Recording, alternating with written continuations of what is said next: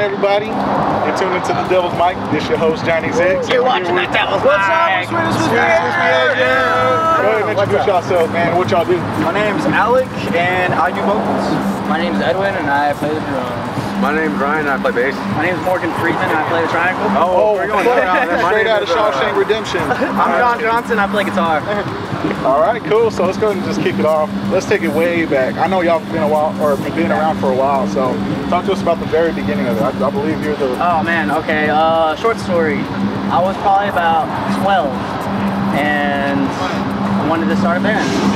And my uncle had this really cool name that I found in a notebook, SWEETEST MISBEHAVIor, and it's kind of been a thing since. It's just been a process, you know. 10 years later, I guess. God damn. Yeah, 10 years later, opening for Summer Slaughter. So. Yeah, right. Yeah. There's been a lot of lineup changes as well. Go ahead and talk to us about those, and you know why they've occurred. At first, I felt kind of bad about it because I don't know, it felt weird, you know, having like something just change constantly all the time. You know, sometimes people get mad because you don't get to see familiar faces. You know, maybe like one or two every now and then. There's a documentary by As They Lay Dying where. There's a lot of members in As They Lay Dying, like throughout the years, where people just kept it alive, like this idea of a band, you know. So to me, is like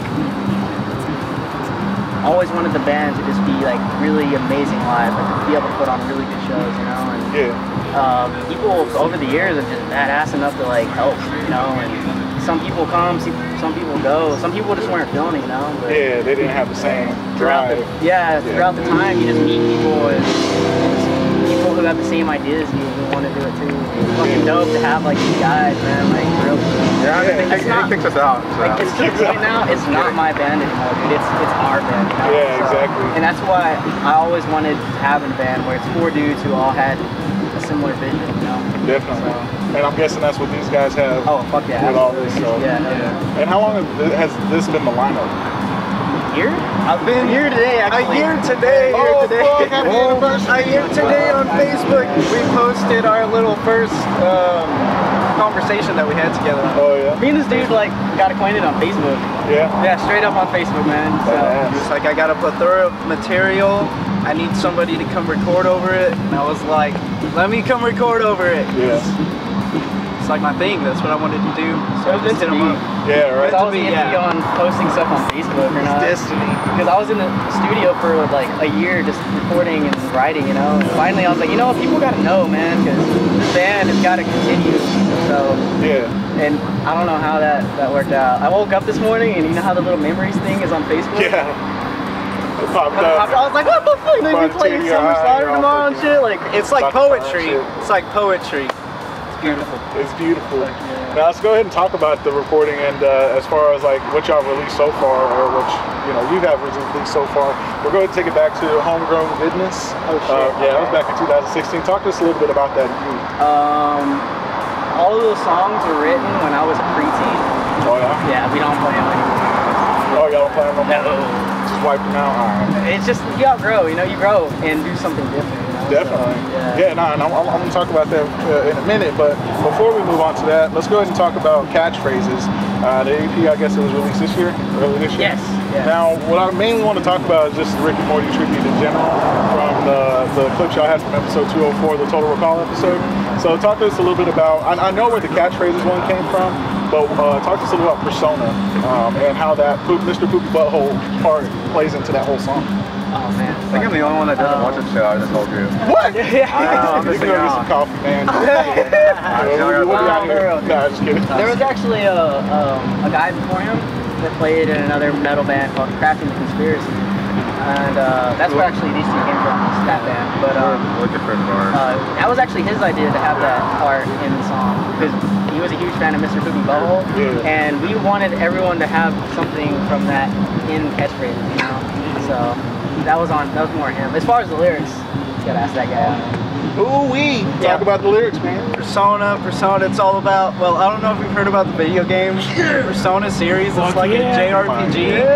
Yeah, and the whole thing about it is just about like finding yourself and identifying with yourself, and there's somebody really close to me that struggled for a long time with identity, and I try to put myself in their shoes and just write about identity and self-reflection. something that the audience can actually relate to you guys' music. Keep them coming back to that. Yeah, I always try to be really relative with the lyrics that I've written so far in the band. Relative. And that's what drew me to him. All of his material he had already, it was really honest and it was really to the point. So I was like, okay, I can get behind this and I can sing his words and not feel like I'm like, I would join a whole bunch of, like, I would be in like Christian metalcore bands just being Christian metalcore bands, you know? So like freaking, to have like, to find somebody who's saying the things that I want to say even before like, we're like friends, and now I get to say the words and he's letting me write my own words over the music that he writes. So I agree, man. I feel like that's a big reason why me and him connected. We had the similar, we both wanted to say the same thing, you know? Yeah. Pretty much. So everything that was on the catchphrases, he wrote it. And when he wrote it and brought me the lyrics, I was like, man, I feel like I wrote this, you know? I feel like it's something that I feel, so it worked very well as far as the catchphrases. As far as the Rick and Morty stuff, Rick and Morty was huge last year. Like it was like everyone was blowing up, man. Yeah. So we thought Rick. the idea actually came from Suicide Silence. Because I think Family Guy? Suicide Silence. I was way back in the day. Family Guy on it. So we thought it'd be kind of funny to just do a Rick and Morty one. Kind of like a this generation. 2006. Yeah, MySpace throwback. MySpace. The samples. Yeah. Right. Now let's go ahead and move on to, I guess y'all's upcoming EP or album is going to be called Dauntless? Yes. Is that correct? Why Dauntless? Why the name Dauntless? And how is that going to tie into the whole album itself? Man, that's a deep question. So, they call it Dauntless because it's inspired by a poisonous relationship that I used to be in. So it's very life-changing for me. And when I was with that person, I was actually already trying to think of an album name before any of this was already going on. And she actually told me Dauntless, you know, she gave me the name, so, and I was like, we were going through a lot of stuff, so that idea of being fearless with what we had to deal with was like huge to me. And it stuck with me since, and it inspired me to be the person I am today. So, a few songs on there are really inspired by the crap, you know, that I had to go through. So Dauntless is like overcoming that bad stuff to come to the good stuff and like just be a better person. Exactly. To kind of learn from all that stuff. Yeah. So the song Dauntless and the song on called Lion. Lion, yeah. Lion is like, or Dauntless is like before, during the story, and then Lion is like the tragedy of a relationship.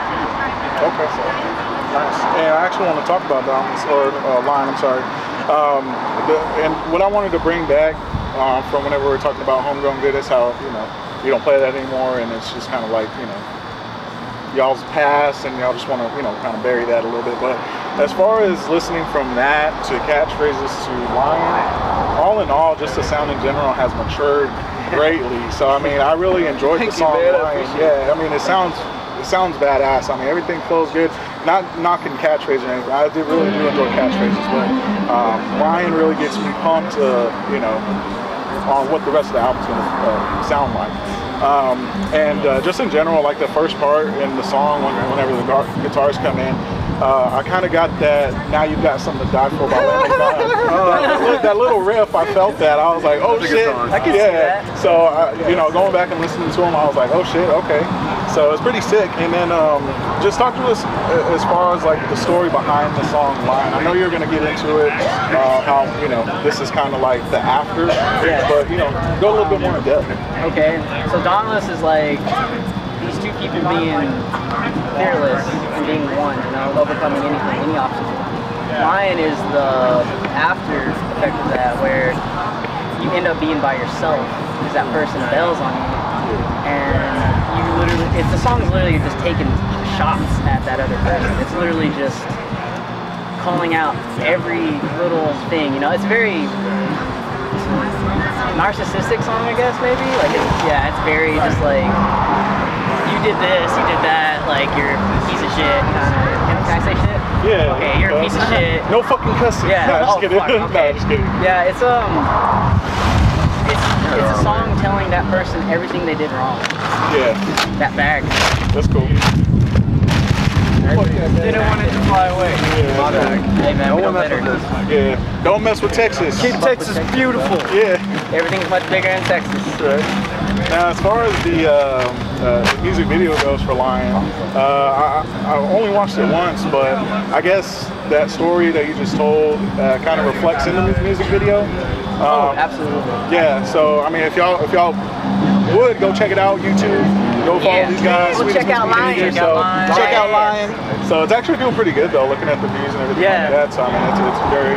I'm sure it's very motivating for you guys to, keep on going with that. Definitely know it's left our local scene, and that's the cool thing. Like whenever you Australia, They went to Australia. Yes, people in Australia are like, whoa, we thought you were from here. So like, for real? Yeah. That's badass. Yeah. Maybe an Australian tour. Yeah.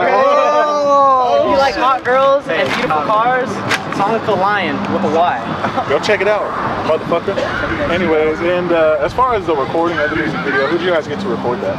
Oh, homie Adam Paul Stone out of Dallas, Texas. Shout out. Adam Paul Stone. Thank you so much, my dude. Now is this done at what I've gotten from your Instagram posts and everything like that? Are y'all like at a home studio or like what? You'd say that. What is like? It was like where construction site. started jamming, right? Yeah. It's our jam room that's being constructed by John's grandpa into a house. Yeah. Oh yeah. Yeah. And that's where some of the music video was recorded, right? Yeah. Yeah, the whole thing actually. Oh, the whole thing? Yeah. Oh, it was all recorded in your yard? In his lab, yeah. Oh, okay. It was done at my house. My granddad has this really big unfinished house that we just started using for a jam spot. It's been sitting there for a long time. Yeah, and I saw that y'all built like what is it? Like a recording booth, the vocal recording booth. Rest in peace. Yeah. Rest in peace is no longer. Tear that motherfucker down first time. Man. But yeah, dude. When we first started, we built it. That's where we recorded all 3 EPs. Okay. Yeah, I was just about to talk about the recording. Now, as far as recording the rest of this one, I mean, are y'all already done with this one, or? It's completely finished. It's ready. Oh, it's ready. Coming out. Oh, It's all next ready. month. Yeah. next month? Yeah. Oh next shit! month. You've heard it here first. That was my next exclusive, motherfucker. That's sick. Now, Yeah, as we're far fucking stoked for it.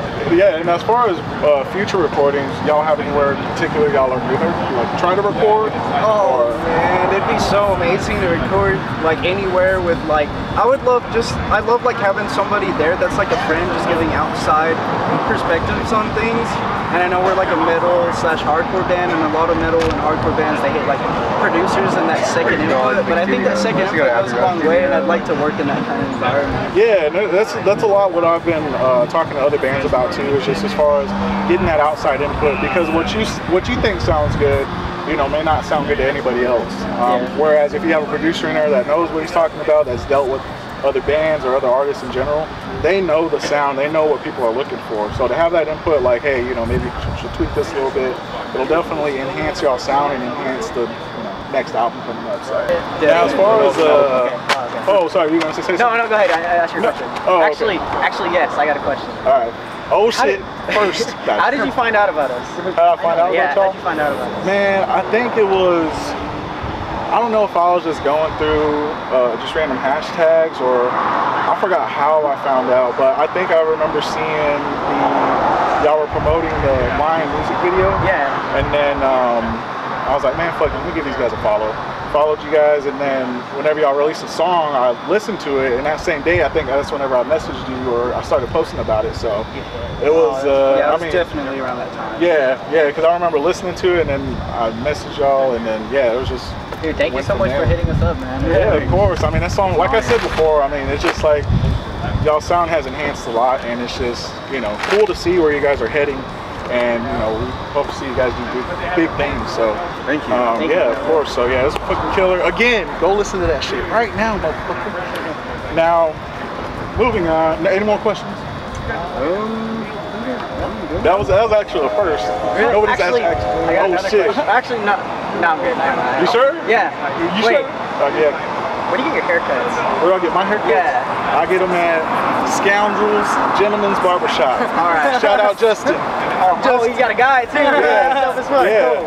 I mean, if you want to go check him out, he's in Killeen, so Killeen, Texas. Scoundrels. Shout out, man. That's only like 30 minutes away? Yeah, it's like wherever you guys are staying, it's almost like 10, 15 minutes away. Sounds like a done deal. Yeah. Thanks. Now, all right, so let's go ahead and as far as like record labels, I don't believe you guys are signed, but as far as how's the process been to getting signed? Has anybody contacted you? Have you contacted anybody? Man, no one has, because we've been kind of focused more on DIY. Yeah. Because we have some friends that were in a situation where the company was actually kind of ripping them off. So, and people, I don't know, man, like the way internet is nowadays, it's really easy to just get taken advantage of, you know? But as far as like record labels, there's a couple that we like to be on, you know? But we're kind of more of like trying to show off, like show what we got live, you know, to show that we can be a professional band and do that. Yeah. But as far as actually looking for one right now, we're just enjoying ourselves, playing live, doing some DIY stuff, and then promoting all of it. So, yeah. There's nothing wrong with that as well. You don't want to go for the first offer that gets put on the table, because like you said, people get screwed over. They think it's a huge deal, and then it ends up fucking them in the end. So that definitely happens. Yeah, so I mean, it's good. Just be patient. You know, it'll come, the curve will come. So we'll see what happens. Now, as far as tours and shows, y'all have done a lot of battle with the bands and showcases and stuff like that.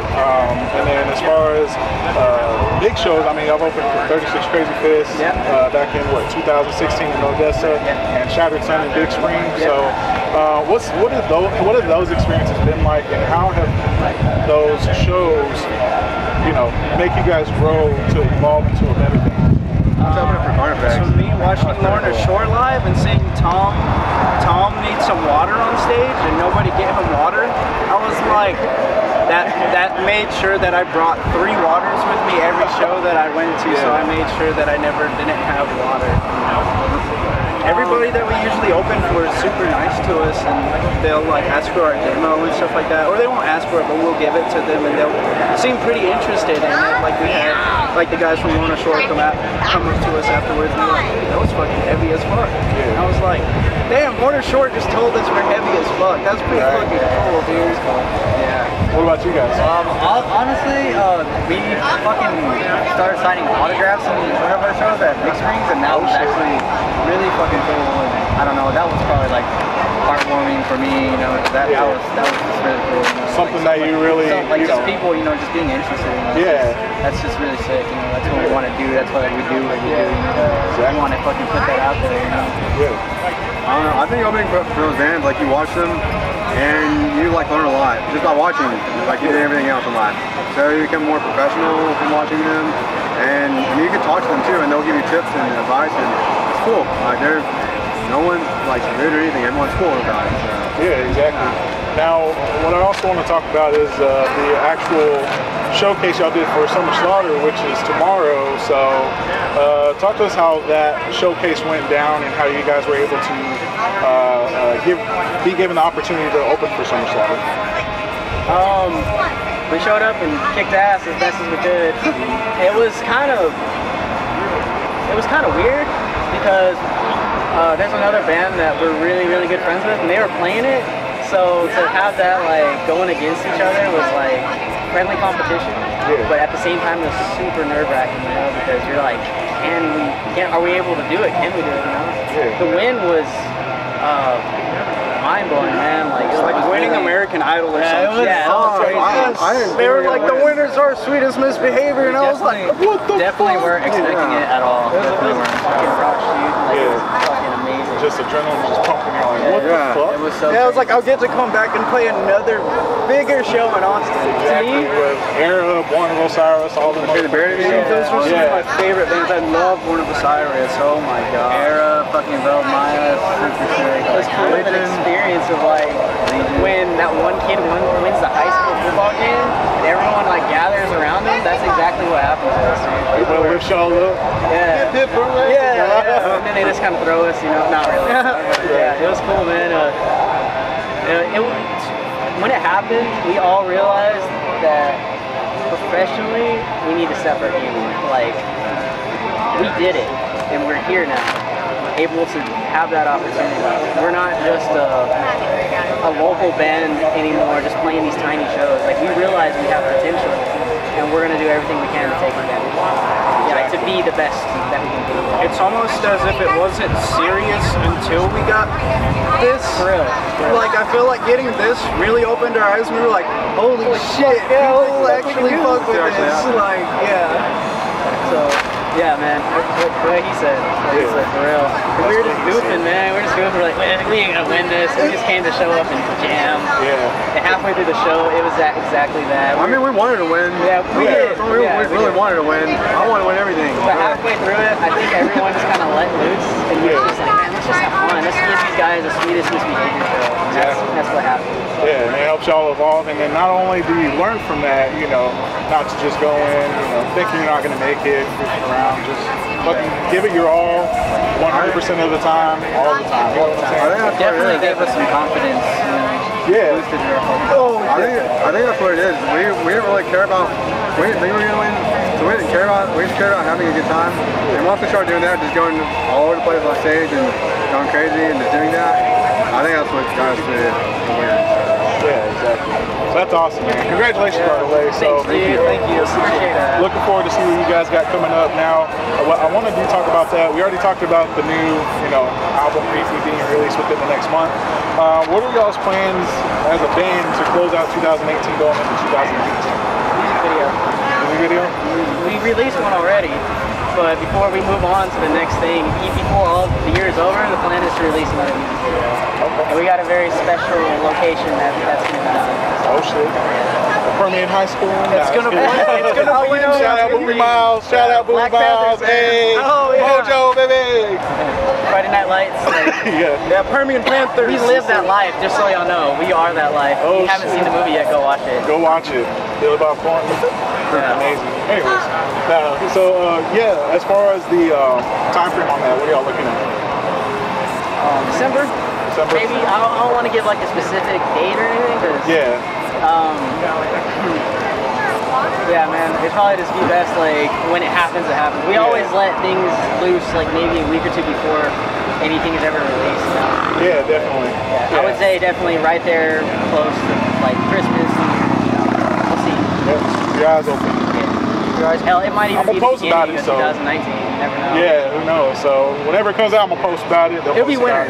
There's gonna be snow, and it's gonna be winter, and there's gonna be wolf dogs and shit. Well, snow where you guys are at. Here in Austin, Central, South Texas, no snow. No snow. None of that. Yeah. Good weather. Just no humidity. Lows of 65. We're bringing the snow here with our music video. Oh! Hopefully we get y'all some snow. Yeah, looking forward to that. Now, any future tour dates or shows you want to mention?